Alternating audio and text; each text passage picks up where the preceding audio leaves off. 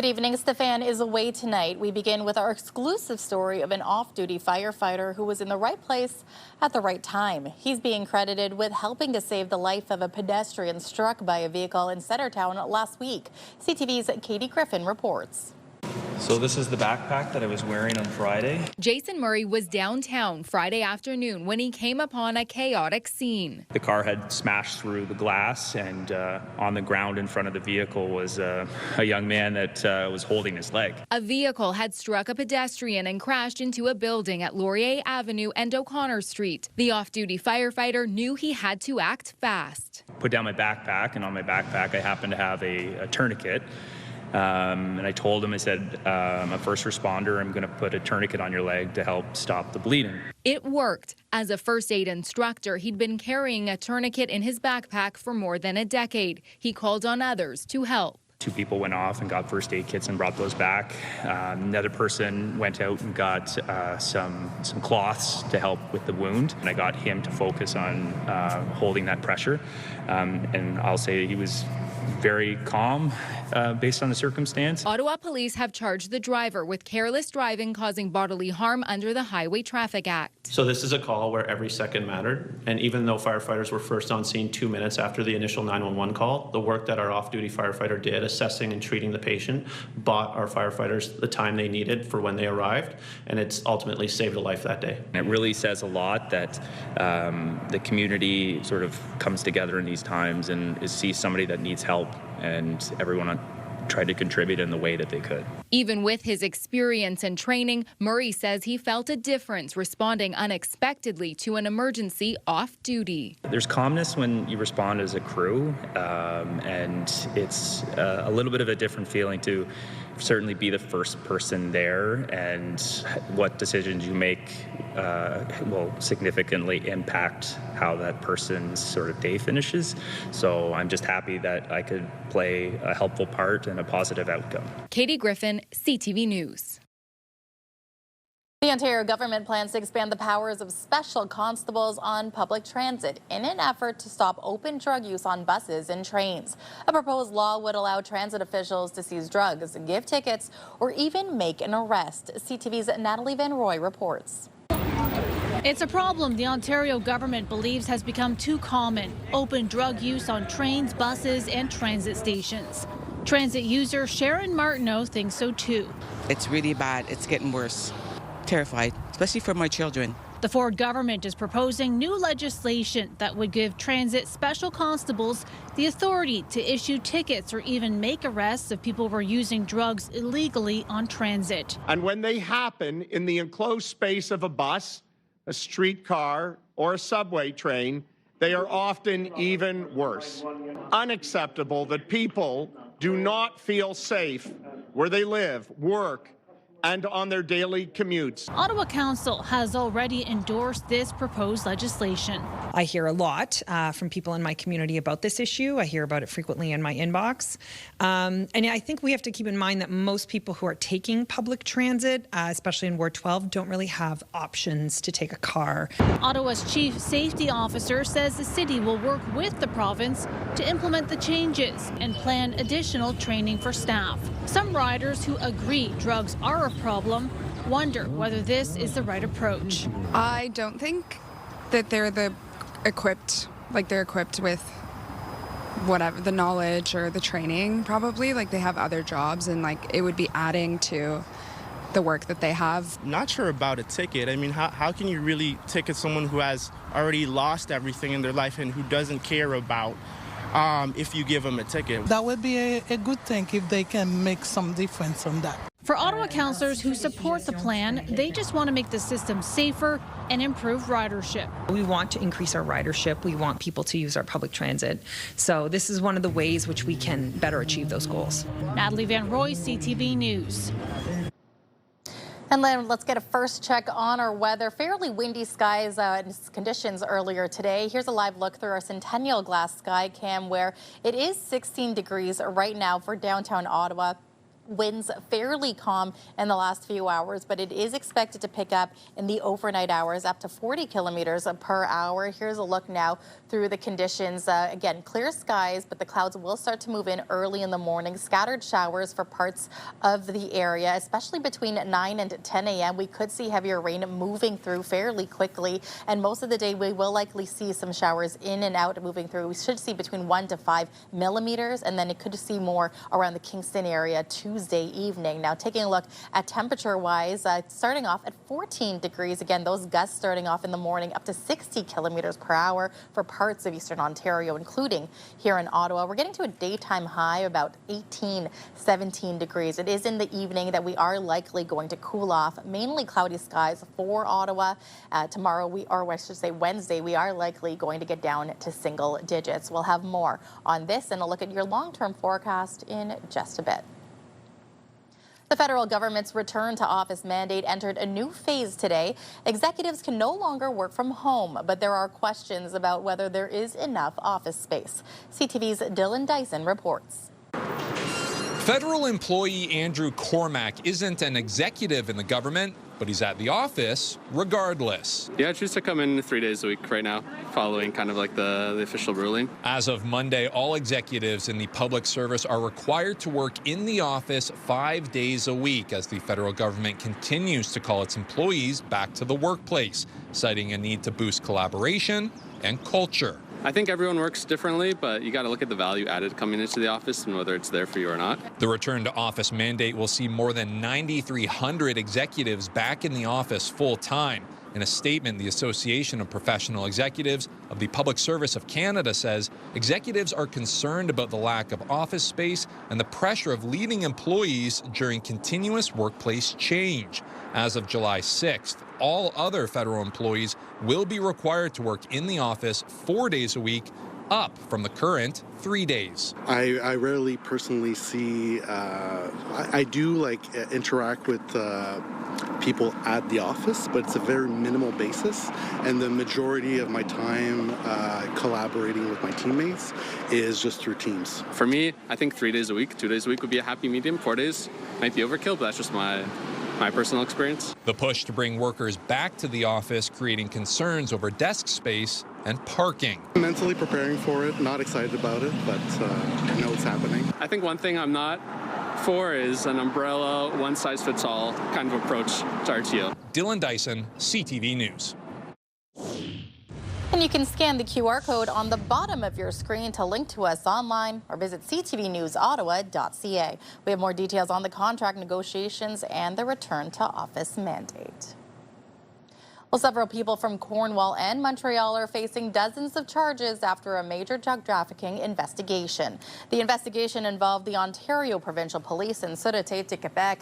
Police executed search warrants at homes in Cornwall and Montreal in April, seizing an estimated $4.1 million of illegal drugs, including fentanyl and cocaine. 13 people, including 3 from Cornwall, are facing 115 charges. And 2 25-year-olds are facing dozens of charges in connection with a string of break-ins at businesses across Ottawa. Police launched the investigation in February after multiple reports of thefts of electronics, cosmetics, perfumes, and cannabis. 2 suspects were arrested last Thursday and are facing a total of 75 charges. And the community is coming together to mourn the loss of the crossing guard who was struck and killed in Barrhaven in March. Mayor Mark Sutcliffe witnessed Peter Clark's widow, Amanda Clark, today. He presented her with the city flag that flew at half-mast at City Hall following Clark's death. A ceremony also took place at City Hall this afternoon ahead of Red Dress Day. Today's event was held by the Ottawa Aboriginal Coalition and featured presentations, stories, and artwork. May 5th is the National Day of Awareness for Missing and Murdered Indigenous Women and Girls.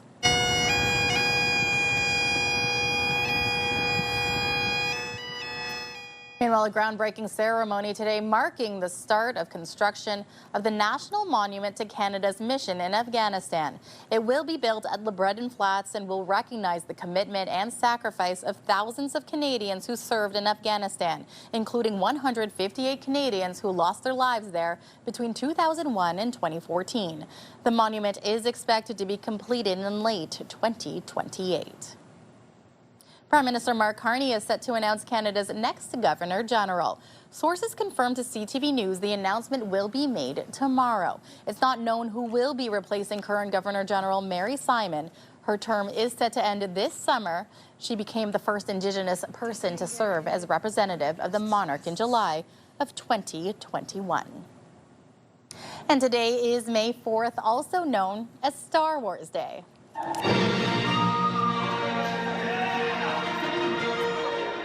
The date is considered a pseudo-holiday for fans of the franchise, and at the historic Mayfair Theatre on Bank Street, the original 3 Star Wars films were screening back to back to back. Now, it's the first time they have been able to do this in almost 2 decades.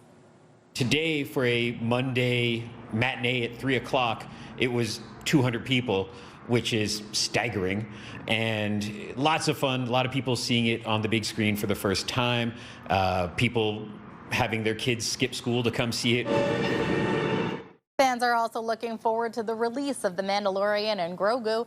It's set to hit theaters on May 22nd, and it will be the first Star Wars film to be shown on the big screen since 2019. Star Wars celebrates its 50th anniversary next year.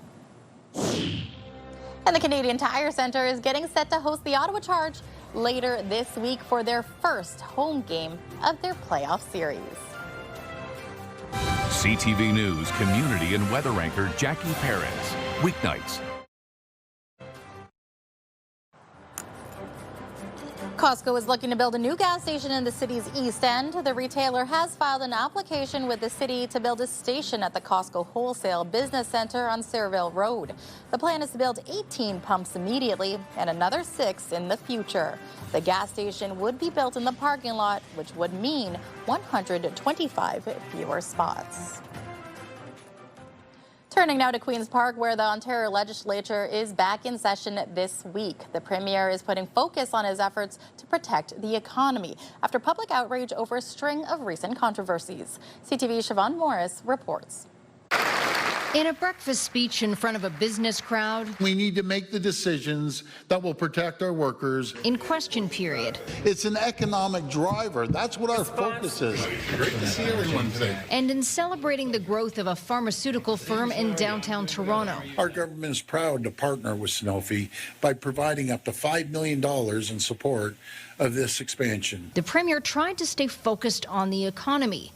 But in his first news conference in nearly 2 weeks, Doug Ford continued to face questions about recent changes to freedom of information, a private jet, and his slipping poll numbers. I think the media is a little obsessed with it, but polls go up and down. Again, I hate to ruin your day, but if the election was held today, I'd end up with a 4th majority government. With FOI changes keeping the Premier's cell phone records secret, Ford confirms information has been sent to the RCMP as they investigate the government's removal of land from the Greenbelt. I don't get involved with it personally, but anything anyone has asked of us, be it the Integrity Commissioner or anyone else, we've sent them all the records. But again, that's quite some time ago. It's been a few years. We're moving forward on the economy. Not good enough for the opposition leader who's promising to call a public inquiry. Maybe you won't get another mandate because you'll be in prison, Doug. Marit Stiles dismissive when asked if she's crossed a line with language that evokes Donald Trump's infamous call to lock Hillary Clinton up. I don't know. I feel like I've said before that I think this premier is corrupt. I think he's made some dirty deals. There's been no major update from the Mounties since the Greenbelt investigation was launched. I just want to come clean with what happened in the Greenbelt. Come clean with what happened in the Skills Development Fund. Let's just start there. People deserve honest answers about what the premier did. Did he break the law? Because everything about the Greenbelt scandal smells. At Queen's Park, Siobhan Morris, CTV News. Well, we saw 20-degree weather and lots of sunshine today. We are going to feel it's going to be quite a while since we see this. Take a look at tomorrow. Mainly cloudy skies as we're anticipating. Could already see parts of Renfrew and Pembroke with scattered rain. So hang on to your umbrella because we will likely see some rain throughout. And then we are anticipating mainly cloudy skies as we get into Wednesday. Here's a look at our overnight conditions. About 13 degrees, partly cloudy skies. Again, those wind gusts up to 40 kilometers per hour. In the morning as well, it's going to be quite gusty, about 60 kilometers per hour. Chance of showers for tomorrow and 19 degrees, the anticipated daytime high. Now tonight's lows across eastern Ontario, fairly mild, about 11, 12 degrees. Clear skies, that's the good news. But again, tomorrow we are likely going to see some precipitation move through. 14 degrees in Kingston, about 18, 19 for the rest of the region. And especially along the Seaway, there could be a risk of thunderstorms moving in. So we did mention a little bit of that rainfall overnight Tuesday into the early parts of Wednesday morning, focused along the Seaway. We are likely going to see single-digit numbers. Yes, single-digit numbers for Wednesday, 9 degrees, the anticipated daytime high. But luckily by Thursday, sunny skies, 14 degrees. I imagine it will be much warmer than the 14 degrees we see for Thursday. Friday, chance of showers moving through, averaging about 12, 14 degrees for the rest of the week. We could see some rain Saturday, but Sunday, likely cloudy skies. Well, the Canadian Tire Centre is getting set to host the Ottawa Charge later this week for their first home game of the playoff series. The Charge posted this time-lapse video to social media showing workers removing the Ottawa Senators logo from center ice and replacing it with the Ottawa Charge logo. The team is facing the Boston Fleet in their PWHL playoff series, currently tied at 1 game apiece. Now, the Charge will play their playoff home games at the CTC, starting with Game 3 on Friday, followed by Game 4 on Sunday. Last year, 100,000 people came through the doors, and we really felt that there was enough buy-in that, this was the right time to really stress that baseball is back in Ottawa, and it's not just here to stay, but it really is in full swing, and you need to be a part of it. The Ottawa Titans are getting set for their new season, starting with a sold-out home opener this Friday evening at the Ottawa Baseball Stadium. It will be their first sellout at the stadium since 2002. Now, the Titans are also planning new promotions, themed games, and fan experiences for the upcoming season.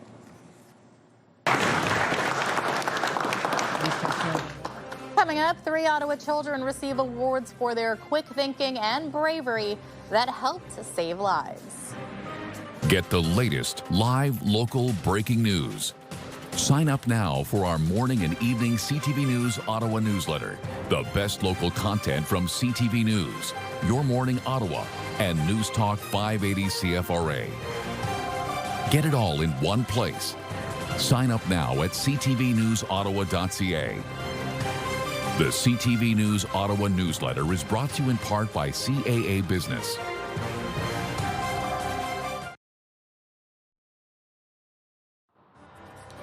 IKEA Canada wants to install a new giant digital billboard at its store in the city's West End. In a statement to CTV News, IKEA Canada says it plans to install a 50-foot by nearly 30-foot LED screen on the outside wall of the Iris Street store facing the 417. Now, the screen would use a light sensor to vary brightness for day and night.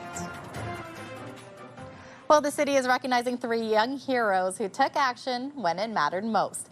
Each child received an award today for responding with bravery in a crisis and calling 911. Here's CTV's Josh Morano. When 11-year-old Kailey Nathoo's grandfather fell and hit his head, she knew she needed to act fast and be brave. When you're calling 911, don't hesitate. You just have to do it. On the other line, a dispatcher who helped Nathoo stay calm and asked questions before help arrived. They're explaining to me what to do and to get a cloth to put on my grandpa's head to put on the cut. She was calm, cool, and collected, like a lot of people are not in that kind of situation.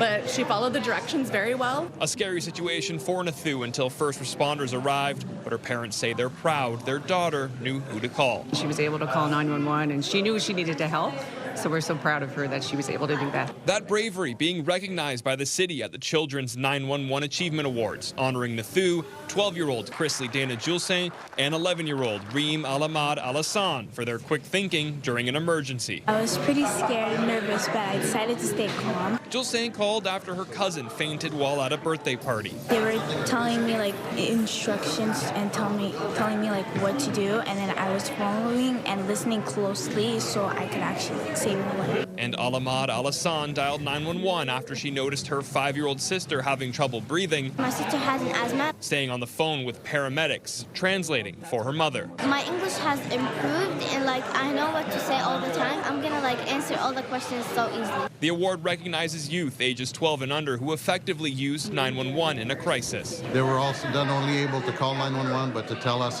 where they are, what is going on, answer our dispatchers' questions. Nathoo hopes her bravery will help other kids if they need to call 911 in an emergency. If you don't call, maybe they can't get the help that they need or that you need, and you need to call so you can get the right help. Josh Morano, CTV News. So easy to just pop open a cold can and chug it. Just ahead, details on a new investigation into the dangers of energy drinks, especially for teenagers. CTV News community and weather anchor Jackie Perez. Weeknights. Ottawa is always on the move. We're a big city with a laid-back vibe. Where foodies love their sweets. And markets bursting with flavor. Wrapped up in waterways. And hot summer days. This is a city where culture is on display. And the future meets the past. Where people come together. Always proud. Often loud. Whee! And positively the best place to live. We move with you, Ottawa!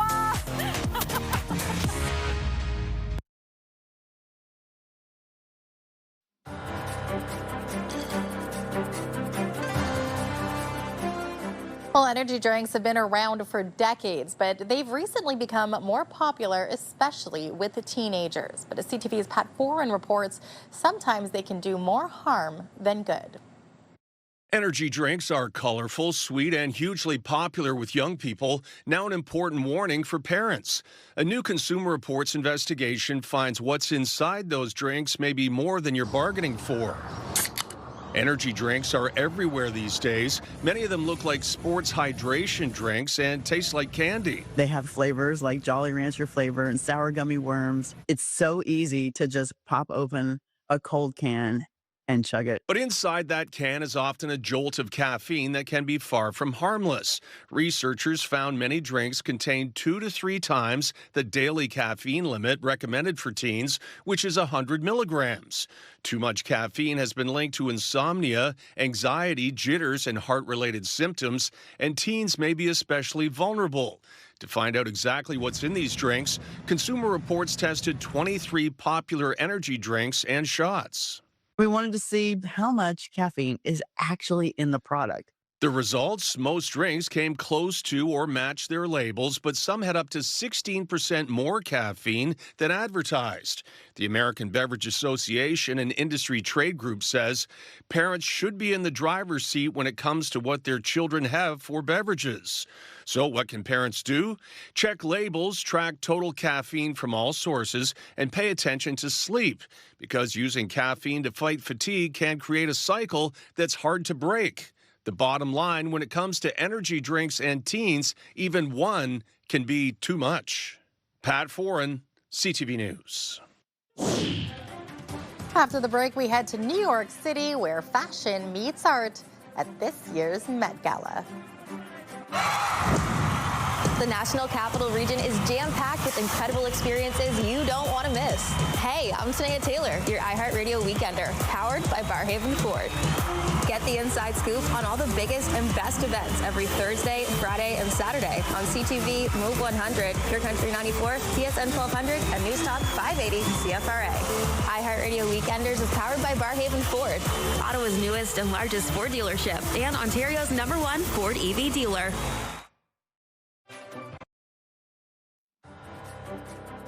Here's a live look through our Centennial Glass sky cam. It's 16 degrees out there right now. The wind looking fairly calm. Clear skies as well. It'll be a different story tomorrow, though. Chance of showers. Keep your umbrella close. 14 degrees to kick things off. And look at those wind gusts up to 60 kilometers per hour. So it could be a little bit of wet, rainy weather in addition to the windy gusts. Again, Wednesday, 9 degrees, single digits. And Thursday will be the next day we see the sunshine. 14 degrees, the anticipated daytime high. And finally for us tonight, it was a star-studded evening in New York City on the steps of the Met. Here's a look at some of the celebrities who walked the iconic carpet. Met Gala guests delivering their best take on this year's theme, costume art, exploring fashion as an embodied art form. Beyonce, Nicole Kidman, Venus Williams, and Anna Wintour co-chaired the soiree. Now, last year's event raising a record more than $31 million US. Well, that is it for us for Monday, May 4th. CTV News continues online anytime with our digital team, keeping you up to date at ctvnewsottawa.ca. That's it from us here at CTV News, wishing you the best tonight.